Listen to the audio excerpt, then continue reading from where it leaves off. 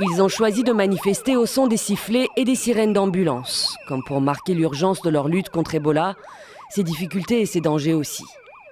Ces hommes et femmes qui défilent en blouse blanche, ce sont les infirmiers et les médecins de Butembo, ceux qui risquent leur vie chaque jour pour tenter d'éradiquer le virus. Une fois arrivés à la mairie, ils déposent un mémorandum pour les autorités du Nord Kivu, avec des revendications très précises.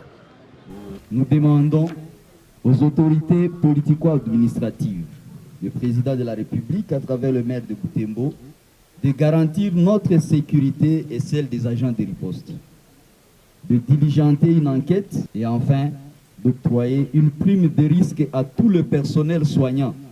Une prime de risque, vu le danger grandissant de travailler dans la région.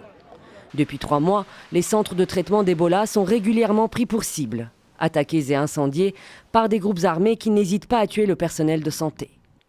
Début mars, après 2 raids consécutifs, l'ONG Médecins sans frontières a suspendu ses activités à Katwa et à Butembo.